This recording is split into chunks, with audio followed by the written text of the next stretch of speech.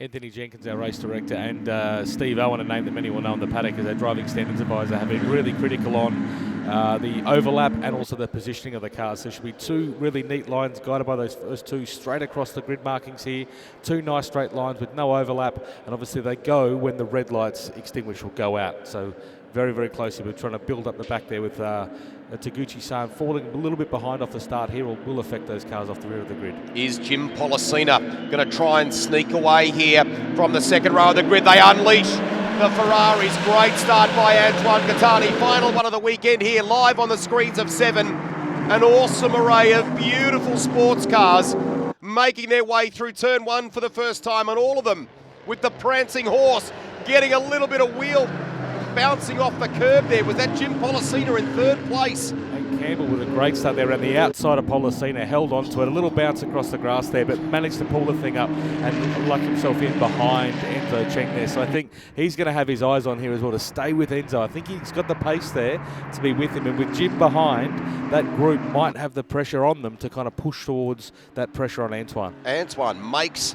a statement already, starting to bolt away on the slightly colder, not much, but you're a little braver. It requires a little more bravery at this phase of the race, and Gattani is getting on with it. From Enzo Cheng, who's got his hands full with Jim Policina, Cameron Campbell, Shibata-san rounds out your top 5 at the moment. Great sight as they come around Corporate Hill for the final time this weekend. Been a tremendous tour, and we are not done yet. They went to Mount Panorama at the beginning of the year. They've been to the Grand Prix track at Phillip Island, and this latest stop, well, it's one that's got great heritage as well, Sydney Motorsport Park. And they're on that traditional 3.93 kilometre layout where we have seen all sorts of great cars, classes, even two-wheel races here over the years too. That's right, Rust, yeah. And as a track that was originally kind of designed for motorcycle racing, it does lend itself to aero cars like this. So long radius corners with also some hairpins. So the big ABS braking system in these cars, we should see some great overtaking opportunities as we see coming through turn 1 here. Down into turn 2, we'll see if this lap through Cameron Campbell does put the pressure on Enzo and look for a move or just keeps behind him. No, he's ducking to the inside. That's assertive from Cameron Campbell, isn't it? Great overtake. That's 2.3G there under brake. So fantastic braking there by Cameron to line the car up and push through. Now let's see if he can press on and clear the gap now to let Enzo fall back into Jim's What a statement from Cameron Campbell down at turn 2. Enzo Cheng would be more or less double checking himself. Thought that he was, I wouldn't say comfortable in second place, but that's more or less been the story. He's been regularly in that spot so far this season, but Campbell having a great run on Sunday afternoon here. There's Policina in car 7. He's right in the game here as well. And what we saw from Jim as a more experienced racer at Phillip Island was, there's a big spin round. That's Cameron. That's Cameron Campbell. Rare blue off the back of Corporate Hill. Now, we sort of see the aftermath. Now, is that because the car's dancing, it's on the edge, you're carrying reasonable speed through that left-hander, or has something more happened to trigger that there?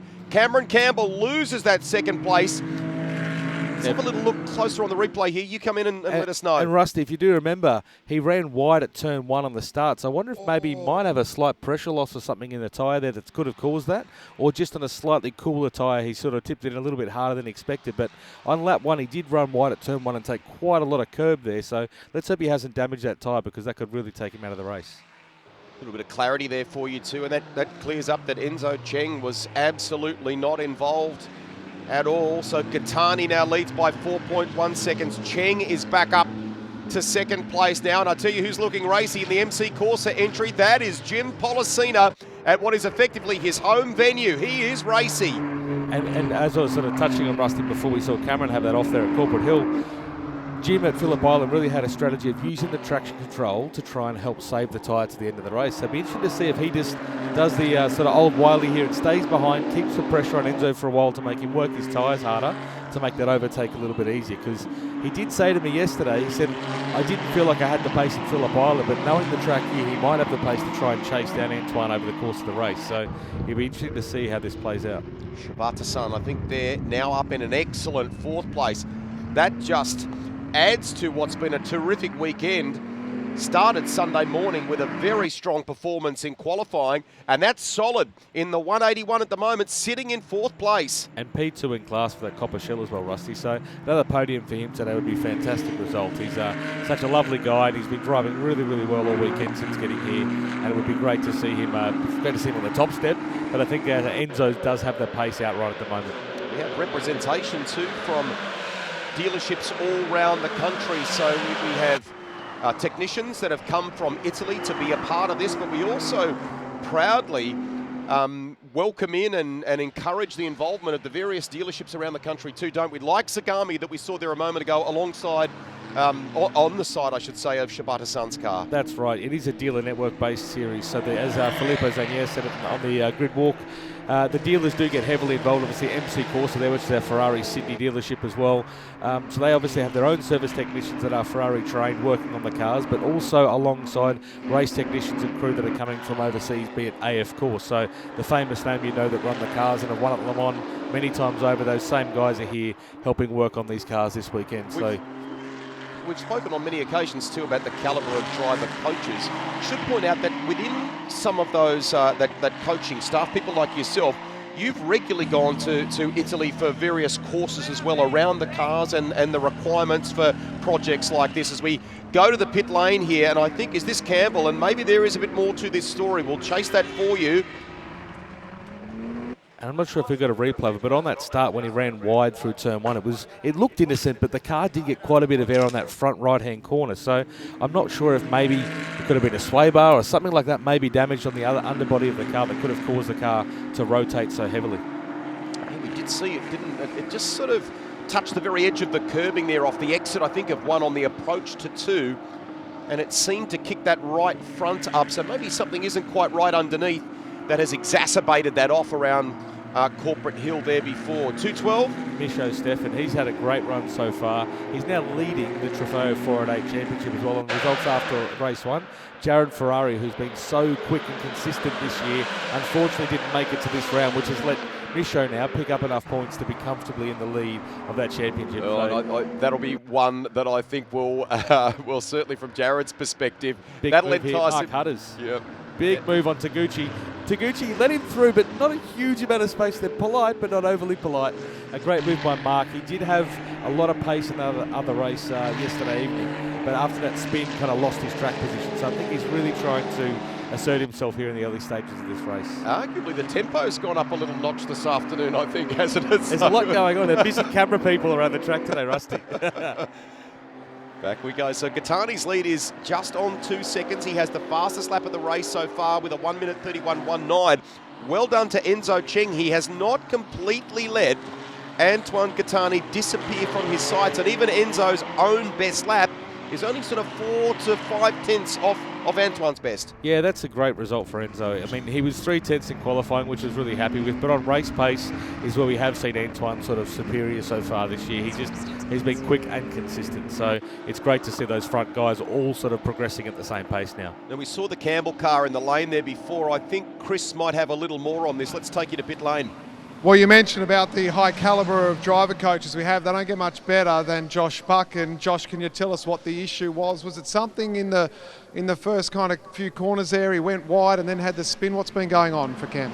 I don't think there was too much of a drama. He obviously got a good start. Hunting down Enzo, clearly had good car speed relative to yesterday, and just I think made an error. And when in cars like this with ABS and a lot of sensors, if you go backwards and roll backwards, sometimes they can throw errors. I think that's what happened. I'm not exactly sure. Luckily with Ferrari Challenge we have AF Corse here who know these cars better than I know this venue. So they just cleared it and away it went. Okay, like you said, the pace at the start was quite outstanding. So we'll see him tracking on, and thanks for your time. Yeah, he'll be good. Thank you. It's a shame he's back out and circulating, though. That's the good news. Antoine Gattani leads the way by just 2 seconds with 18 minutes remaining in this race. Enzo Cheng leads the Copper Shell class and second outright, and Jim Pollicina rounds out the top 3.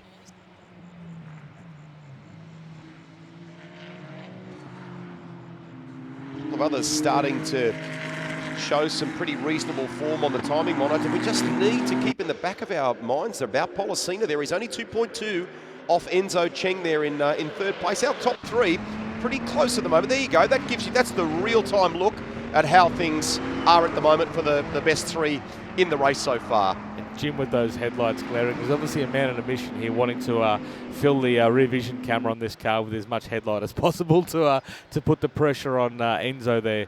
But it's also great to see the likes of Mark Hutters in the car number 1, kind of closing the gap a little bit on David Trewern. David's had a really good weekend so far, and Mark, as I said, had that little spin in race 1 when he was sort of trying to put pressure on him. So it'll be interesting to see if Mark can close that gap in the next sort of 15 odd minutes, if he can actually close that gap to get a move on before the end of the race. To your point, David Trewern, 5th outright and 3rd in the Copper Shell class right now. Yeah. Having a good run here. Great result for David. He's super passionate about racing and kind of improving his racing as well, spending a lot of time with the sim.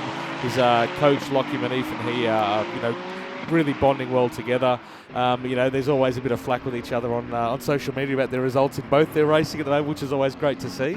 But he's really, really kind of open to the learning and improving his driving, and he just loves the data side of it. So really loves getting into the telemetry and learning more about his own driving and the car's performance. I may or may not have snuck into the corporate facility up above pit lane earlier today. And when you walk in there, the feeling that it leaves you with is almost like a high-end lounge at an airport kind of thing. That's and bit of business-to-business type things happening there. People from all areas that are attached to either friends or dealerships or whatever it might be. It was pretty full when I walked in.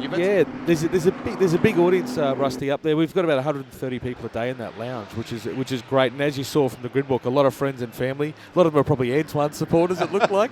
But it's fantastic to see so many people out here to support their family or friend in driving. And that lounge obviously is a space where everyone can go and relax between races, but also probably a lot there right now watching from the comfort of the air conditioning as well. And a cool simulator in there as well. Gap is 2.6 seconds at the moment. If you're talking to Enzo Cheng, it's I guess that little bit of encouragement. Keep Antoine in your sights. Keep trying to hit your markers as far as sector times are concerned and so on. But there is a little watching brief on that rear vision camera that you talked about, that rear vision monitor that these cars have on Jim Pollicina behind you too. That's right. They know he's an experienced racer, but what Enzo's probably got to do now is just eyes forward and really focus to get some gap on Jim, and don't give him the chance.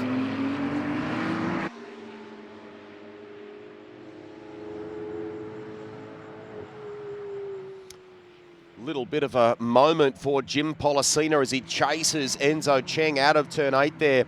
A moment ago, it is status quo as far as our top 3 are concerned. Antoine Gattani, Enzo Cheng, Jim Pollicina, as we see the 222 of Katayama that's gone off, and that's at turn 1 too. That could be at we're seeing the tail end of it obviously, but that could be a pretty reasonable pace for that car. That's a fast place to exit the circuit, and you do not want to be offline through 1. No, in the 488, it's sort of 260 odd k's an hour approach speed into turn 1. Apex speed minimum about 205. So let's. I mean, the car looks like it's in one piece. Let's hope he hasn't picked up any damage onto the tyres at all. But you can see a bit of grass there in the rear diffuser. But I'm interested to see if we have a replay of exactly what's happened there for Katayama. I went quiet there to enjoy just a moment of the sound. Okay, that's showing you, I think, what we can effectively call the incident / aftermath there. What we need to know is what happened just moments beforehand coming into it, but it does look as though he wasn't on the ideal line. No, he seems very wide there. So whether or not he's just sort of lost his vision coming into the corner in terms of where he's looking to place the car, but it seems like he may have dropped the right side tyres into the grass very, very early. It's not a common place to see someone go off around here. Back we go on high above Corporate Hill. So our leader coming up into some lap traffic at the moment. Enzo Cheng gets out of there nicely. Lights flash for Antoine Gattani, and that is because Katayama's just up the road ahead of them there, having recovered rather for that from that moment before. What's the margin now? Just over 3 seconds. Antoine has the quickest lap of the race very early on, a 1 minute 31, 191. Set on lap 2, I think, in fact. You can see Katayama using the draft of Antoine's car on the way through to try and make up some of that time that he's lost. Always the opportunist there, making sure he uses the other car to push a big hole in the air for him on the way through turn 1 now. Here's Enzo on the approach. traffic did have an effect there. It went out to 3 seconds. It's dropped to 2.2. Enzo's car gets a little loose at 2 there, just trying to ensure that he keeps Gattani within his sights, maybe on the kind of maximum threshold of the braking down there. Absolutely. Adjustable ABS these cars have got and traction control means that they can tweak those settings. And obviously, Enzo, as you said, Rusty, Enzo's probably seen Antoine get slightly held there coming through turn 10 and 11. And he's probably thought, this is my chance to try and bring back a half second, maybe a second of that gap that Antoine's built up. So, and this is what we'll start to see. Now we're moving in about 12 minutes to go, where they do start, these lead bugs start to catch those cars and put laps on them. The traffic may come into play, and if they can stay on the tail of Antoine, there may be just enough lost time there that they can actually catch him and make a move. There is an urgency about Cheng and the way he's driving here, but I think what is out of character for him, it's not the same sort of rhythm that we're used to seeing at the moment in the car's behaviour. He's chasing really hard, but that is compounded by the fact that Pollicina has done a little better, I think, in the way that lap traffic with Katayama has played out. So Jim is only 1.5 seconds behind Enzo. So there you go, here he comes onto the main straight there now. So just briefly, I think that has upset the rhythm for Enzo Cheng. Let's look at the numbers now as they cross the line. Gattani's managed. It's 2.4 seconds between Antoine and Enzo. And we look at Pollicina, Enzo's recovered a little. He maybe pulled back 3/10 there on Jim Pollicina back in third. And I guess the catch is, Rusty, as well with these cars is to try not to overwork that front tyre, or rear tyre for that matter, but usually the front tyre, so that you have a really kind of good condition steer tyre to help you try and get the car tighter, make that move stick around, say, turn 2, turn 8 or turn 6 has been a popular overtaking this weekend. So we're into the final 11 minutes of this race. Antoine Gattani leading the way from Enzo Cheng, who is the leader in Copper Shell as well. Jim Pollicina is in the top 3. And Micho Stefan doing a nice job for Trofeo Pirelli in their class, rounding out your top 8.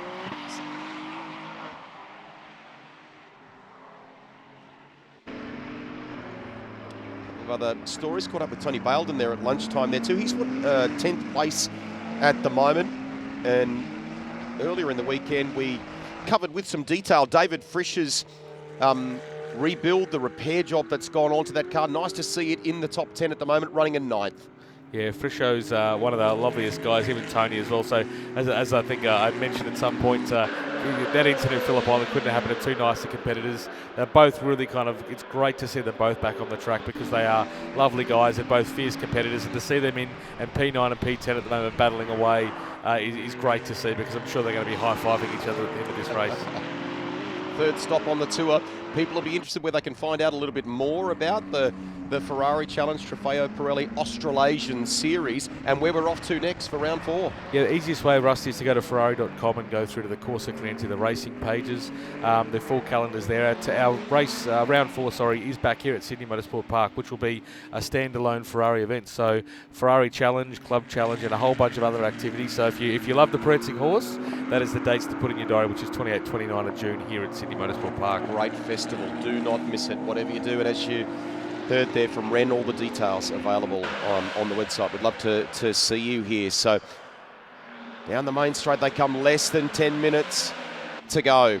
Micho Stefan in 8th position at the moment. We've welcomed a number of Japanese competitors to this round of the series, and some of them we welcome back, I guess you could say too. Yeah, Baby K that came to Bathurst had a great time. You can see the brakes glowing during the day on Micho's car. He's obviously pushing hard. He's about 3 or 4 tenths a lap quicker than Taguchi-san at the moment.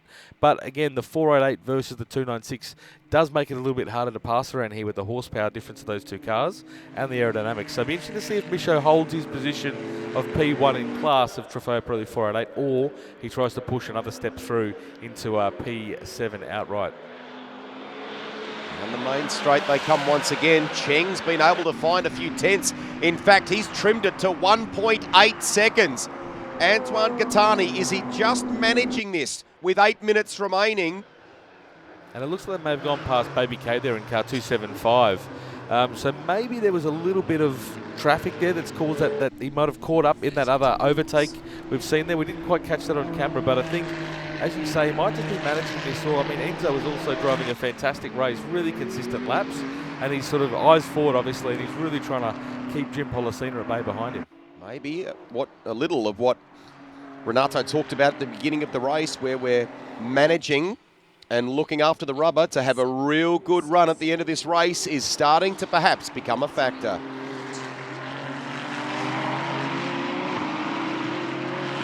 They can, through things like traction control and various settings on the car, make some adjustments on the run, and we do wonder if that has become a factor here. Enzo Cheng looks the closest that we have seen at the moment to Antoine Gattani, with 7.5 minutes remaining in this race.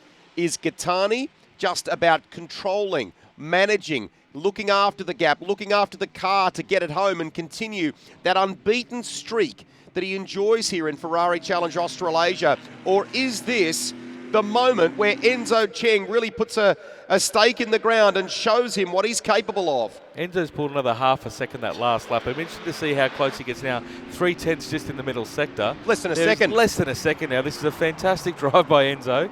I'm really keen to see if this is because Antoine's struggling a bit with the tyre, or maybe a setup change. They've sort of gone the wrong way with the car setup. But Enzo's just having a magnificent race right now, keeping up that pace to close the gap to Antoine. So when you're in the coach's shoes, as you so often are, what do you tell Enzo Cheng right now? This is opportunity, right? But you've got to manage that opportunity so you can't blow the chance. No, that's right. And also it's about looking forward as well. If you can see slower traffic, which we know they're coming through now, is there an easy take coming up where I can try and get some time back from him being slowed by other cars, which may have happened with Baby K there? Or am I going to have to push as hard as possible to try and catch up? But with 6 minutes to go, you kind of need to get as close as possible, rest your tyre for maybe half a lap to give you that tyre to sort of really make that move stick. Meantime, Hutters is lighting up the timing monitor, and it's having an effect here on the actual position in the race. So he is chasing down David Trewern for 5th place. Has a little look, sort of shows the nose here.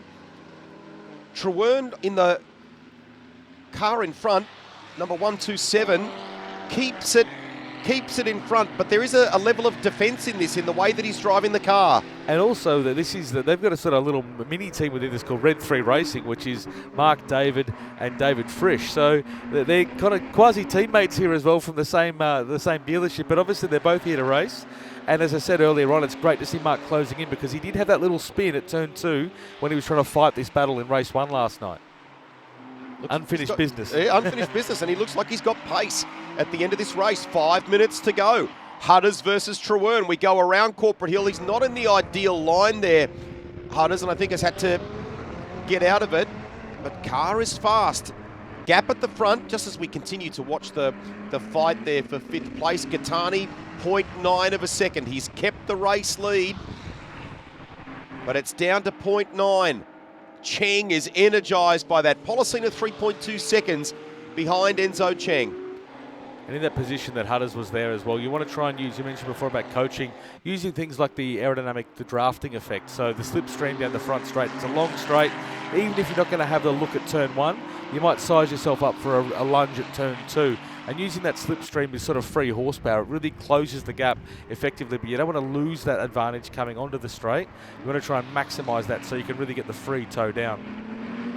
Is there such a thing in your world? Free horsepower. We'd like that, wouldn't we? So always compromise, always drivers wanting that little bit more, and they do have that wonderful range of technical opportunities here, whether it's the things that they work on with their engineers off track to make the package better, and what they can with their coaches do on the run during the course of this race. And Rusty, these cars have got quite an advanced F1 style traction control system, so a couple of dials they can adjust the blend or mix of traction control when it kicks in and what it does when it kicks in on the car. So at this point of the race, if they're trying to manage tyre wear or tyre fatigue, they can start playing with that. So the instructors or coaches will start talking them through, traction setting. We've got TCS2 and TCS1. They might be calling adjustments to be made to either give them a little bit more punch out of a corner, or perhaps maybe give the car a little bit more control with a wearing tyre as well within the sort of 5 minutes from the end of the race now. And has Jim Policina maybe done it different in this race? We've typically seen him be so strong with those range of options in the latter part of the race. Maybe in this one on Sunday afternoon, he's gone early and used some of those things. He's dropped back to 4.7 seconds off Enzo Cheng here as we work toward the end of this race, but Cheng has kept it to about a second. We've got less than 3 minutes to go. What has Enzo got in the tank, the literal tank, not in a fuel sense, just in himself, to try and chase down Antoine Gattani here? And they're almost matching sector for sector. They're only within a tenth of each other on sector times most laps at the moment. So really impressive performance here by Enzo. He's lost about half a second in the middle sector. I think between turn 5 and 7, something happened in turn 6, whether on the way in or out of the corner we missed there. But he did lose 2 or 3 tenths just in that one corner there. But I think still with probably 30 minutes plus 1 lap, we probably still have 2.5 laps to go here of racing to really try and get a move done. So hopefully Enzo can close that gap up again. Just to recap in terms of class positions for you as well. Trofeo Pirelli, our race leader, Antoine Gattani, the best of them in that class at the moment. Copper Shell, the driver currently in second place. Enzo Cheng, best in that class. And for our Trofeo Pirelli 488, you only have to go to, what are we talking there? Micho Stefan, aren't we, in 8th outright? Right, so that's actually a really good performance. He'll be wrapped as well. He's such a passionate guy, and he's sort of put so much energy and passion into his driving. We saw it at the end of the race yesterday. He was nearly in tears, but I think if he can hold P8 outright, that'll be a magnificent result for him for the weekend. 1.3 seconds now. Enzo seems good around this part of the track and maybe chips away a few vital tenths here, and it certainly seems closer. Gattani is a wily racer, though. He's risen to the occasion here with all of the support at home and just knows how to eke the most from these cars. We've seen that everywhere, Bathurst and Phillip Island, but no doubt one of the best performances so far from Enzo Cheng. And Rusty laps traffic in front. He's just pulled half a second out of him in sector 2 there. So Enzo's just closed the gap by another half a second, which is an awesome middle sector, but they're also closing in on some traffic with only a couple of laps to go. This could be the telling tale here. Use the traffic if you can. Clock hasn't quite counted out yet, so to Renato's point, they'll do another lap here. And then, so this in theory, I think is our second last lap, basically, of the weekend. Which should give them enough time to catch that lapped car. So I'm sure there'll be blue flags are waving very, very soon as they come into turn 2 and turn 3 here. But it'll be interesting to see just how close they can get before that car. There's Tony Belden there in the 111 car. Let's look at the different lines going into turn 2. It's down to 0.7. Gattani versus Cheng with Belden up ahead of them. This is where he needs to start really applying that pressure to Antoine. He needs to make him, you see the flash of lights there from Antoine saying, hey, we're coming through, but this is where he really needs to be on the back of him. Oh, but that's going to cost him time. He's tied into turn 5 there. And this is where Enzo's had the wide run, so he's going to really close up on the back of that car now. The job, the onus is on the car behind to make the pass, but no doubt this is something that's been spoken about at length in drivers' briefings, just about that awareness of quicker cars and competitors as they come through, and that's got to be an advantage for Enzo Cheng there. Gattani held up just a little bit there, trying to safely negotiate the traffic. Last lap board should come out when they cross the start-finish line this time. It was 0.7. It's definitely less than that now. Enzo Cheng, one final roll of the dice. What's he got in the pocket? And this is where I was saying that slipstreaming really needs to come into effect now. He needs to just stay in there as long as he can, not try and make a move to turn 1. Just stay in there and really close on to give him the chance for that lunge into turn 2. I'd be starting to check my ABS settings, make sure I'm really in attack mode now for that one chance I'm going to have here to try and make a move. Confirmation, we're on the way home. They've been shown the last lap board. We head through 1, the fast, the treacherous turn 1, where they're at speeds well above 200 kilometres an hour. Then it's a big hard break down here at turn 2. That constant, that sweeping left-hander where you have to bide your time before you apply the throttle. Once again, they do that now out of 3, over the rise. Gattani looks good. Only half a second as they cross the line here, but it looks like Antoine's just managed to pull a little bit of a gap there. He just had better drive coming out of turn 2, whether that's tyres or just line that's there, but he certainly seems to have a little comfortable margin now as Enzo's really sort of trying, you can see, using different lines as he approaches the corners to try and find every advantage he can. They'll be in full voice, the Gattani Support Club, at the end of this one. Great weekend at Sydney Motorsport Park. He keeps a little watch on what's happening behind him. Where is that blue entry of Enzo Cheng? He can see it very clearly through the final sector now. Looks like being a clean sweep weekend for Enzo Gattani, but you know what? For Antoine Gattani, I should say. But for Enzo Cheng, there are a lot of positives to take out of the Sydney Motorsport Park weekend. Cheng is getting better every time out. At the moment, though, this is the guy to beat. Antoine Gattani takes it at Sydney Motorsport Park. Adriano Giorgi, their team principal for MC Corsa, super happy. Don NG there on the left-hand side, his engineer, was super happy yesterday to get a 1-2 as well. Great result for that team, and also an awesome drive by Enzo Cheng.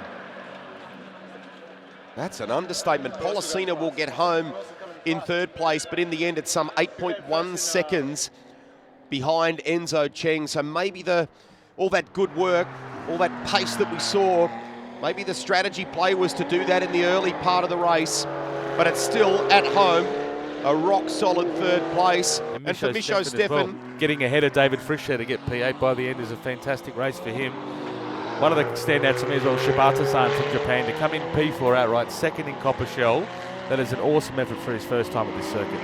So in a class standpoint, Gattani does it for an outright win and takes Trofeo Pirelli. Copper Shell goes the way of an energised and excellent Enzo Cheng. And Trofeo Pirelli 4.88 in this race here to Micho Steffen in an excellent 8th outright. Waiting for that car right there to cross the line to cement it, but looking like doing it with ease at the moment. Yeah, it's an awesome result for Micho. You can see the front brakes are glowing during the day. That's how hard he's been pushing to work his way through. I don't think he was so worried about just being first in class, but wanting to make the most of it. Look at that, weaving to the line. Awesome result for Micho and the team. You can see the MC Corsa on the wall giving the big fist pump and the claps. That was an awesome drive by him. Congratulations to everyone involved on the running of this series. It's been such a great addition for us here with the Shannon's Speed Series. And whether they're from Italy or whether they're from here in Australia, no matter where they've come from, they put on an unbelievable show. Antoine Gattani does it. A weekend where he's dominated that P1 when it comes to the results. Enzo Cheng, some huge takeaways from this round of the championship. Really looking forward to seeing what he can do in the remaining rounds of the championship. And at home, Jim Policina completes the top 3. Super stuff from Shibata-san in 4th. And David Trewern manages. We were watching them for some time there. He and Hudders had been battling away. You know what? They continue to battle all the way pretty much to the line. Trewern, that's a huge effort in 5th place. Yeah, it's an awesome drive from David as we watch the replay here of that start.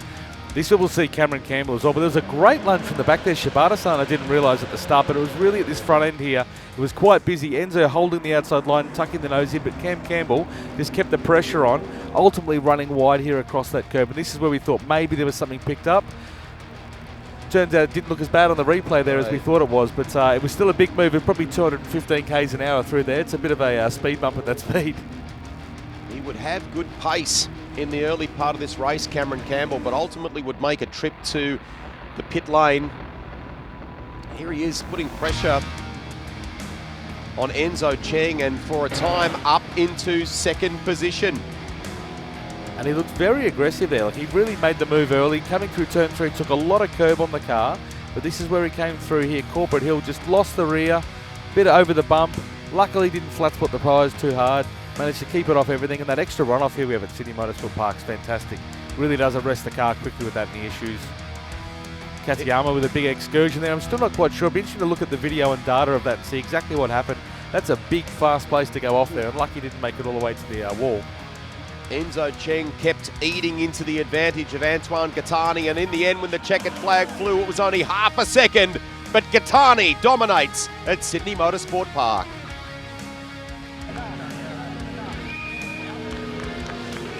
So we're about to soak up some of the celebrations down there in Victory Lane, and that is where we find Bella. Ready. All right, I'm going to sneak in here and have a quick chat to our winner, Antoine Gattani. A clean sweep for the weekend. You need to get the broom out. Well done. What does it mean to you? That was very tough, that one. I had no tyres at the end, but yeah, Enzo did great. It was a good race. It seemed like he was threatening there in the final stages. What was going through your mind? I couldn't push the car anymore. It was just undrivable at the end. I don't know what was happening with tyres, but temperature or just pushing the car too hard at the beginning to open the gap from second, and then tyres just fell off straight away. And looking ahead to Queensland in a month's time, how much momentum will you carry into that, and how excited are you to get there now? I think the next one's in September at the Bend. So, GT racing, you're right. So you've got a while to wait now. Yeah. Can have a holiday now, go to Europe. Well done. It's been great to see you in action. Great, thank you. Thanks, everyone. All right, we're going to move on here and see if we can grab Enzo Cheng. Enzo, what a race from you. You were, within striking distance for a very large portion. What was going through your head? There's a bit of I was in no man's land in the middle of the race there, but I think towards the end, maybe his tyres were going or whatever it was, and I felt like I was gaining, and I wish there was 5 more minutes of this race to see what could happen. Be daring to dream there at times. Yeah, absolutely. And this weekend, how do you sum it up? Of course, on top of the Copper Shell division, that must be a massive boost. Yeah, of course, it's nice to get 2 Copper Shell wins, but I think, I've had 2 second-place outrights, which is my best finish in the series so far, so I'm very happy with the weekend. Well, it's been great to see in action. Thanks for your time. Thank you very much. All right, we're going to move over here and see if we can find our Trofeo Pirelli 488 class winner this weekend, Mr. Stefan. Great result, back-to-back for you on top of your class. How does that feel? And we know you've got a croaky voice, so how's that going as well? Is it better today? Look, it was a great outcome to achieve. First place twice, but to be able to catch some of the cars in front this time in the 296 was a great effort. So we had it's a great result today. All right, we'll let you rest your voice, and you'll probably need a bit of a break after a massive weekend of racing. Thanks for your time. Thank you very much. Thank you. We'll have all the reaction and celebration coming up very shortly from the Ferrari Challenge. Rusty? Bella, thank you. Yeah, I wonder if that croaky voice has probably been maybe exacerbated by some cheering, some screaming as they cross the line. Good weekend for Michelle Noss to catch up there. We are just about done as far as our coverage of the day is concerned. We'll bring you the podium to wrap things up here as far as Ferrari Challenge is concerned. And just to cement that point before, when we were talking with Antoine Gattani, very special event for the class happening here at Sydney Motorsport Park as well for the next event on the calendar. That's right, Rusty. We're doing back-to-back rounds here, actually, end of June, 28-29. We're back here for a standalone Ferrari event, a Ferrari festival, if you will. So Ferrari Challenge will be the headline act there. We'll also have Club Challenge and a whole bunch of other on-track activities with parades and track sessions for road cars and everything as well. So if you love that prancing horse, that's the place to be back here at the end of June. Put it in the diary. We would love to see you here. A reminder too, next round of the Shannon's Speed Series is going to be a beauty, and it's only just over 20 days away at Queensland Raceway right at the very end of the month. Effectively. Big thanks to all of our Motorsport Australia volunteer officials who've helped make this event such a success. Been a busy time in this part of the world, obviously, with the Bathurst 6 Hour in recent weeks, so we've asked a lot of our volunteer officials, so to get them here, and for the fans who've been able to park up and enjoy the racing as well here at Sydney Motorsport Park. Awesome weekend here. We'll have GT4 and GT3 and a whole lot more at Queensland Raceway. And you can go to the Shannon Speed Series website for that matter to get all the details on what we'll be bringing you on the screens of 7 and of course on our SRO official YouTube channel. Podium time. Let's take you there now for Ferrari Challenge. It is time for the Ferrari Challenge Trofeo Pirelli Australasia presentations, and making the presentations today, Jan Vos, the president of Ferrari Australasia. We will be beginning with Trofeo Pirelli class, and in third place, Mark Hutters.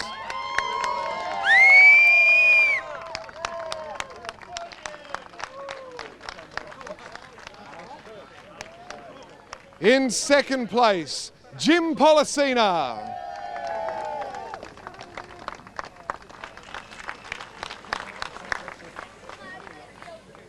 And in first place, Antoine Gattani.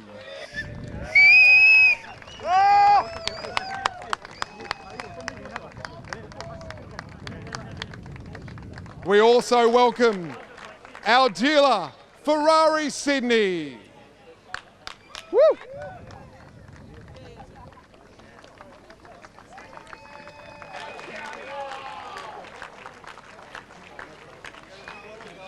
Your winners, Trofeo Pirelli. And now, let the celebrations begin.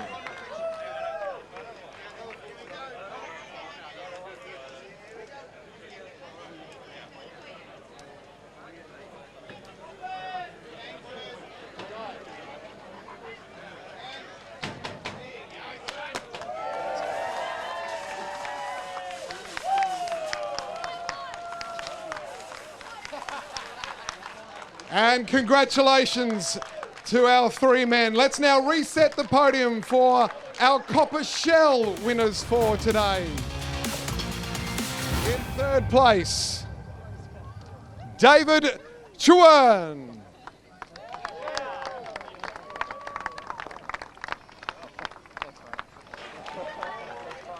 In second place, Norikazu Shibata.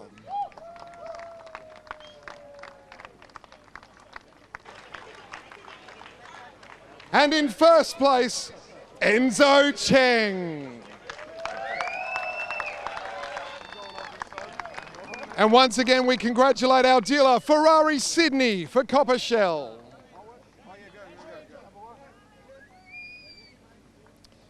As Enzo makes his way onto the podium.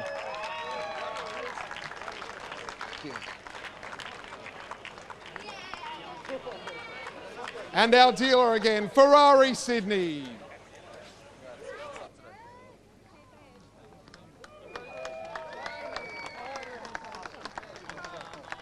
A smile for the cameras. And let the celebrations begin.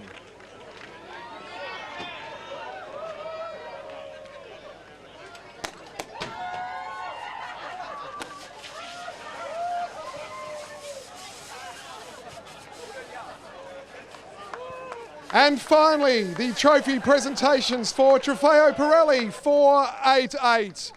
As we reset the podium, let's bring up in third place for Trofeo Pirelli 488, Hiroyuki Katayama.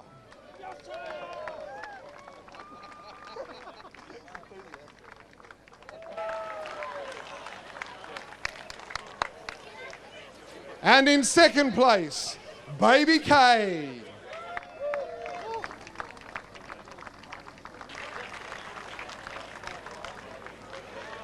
And our winner, Micho Stefan.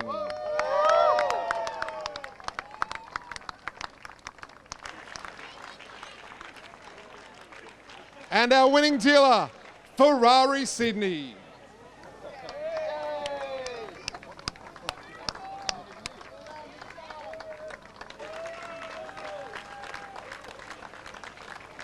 A quick photo for the present media. And a zipping up of the top, making everything look perfect. And let the celebrations begin.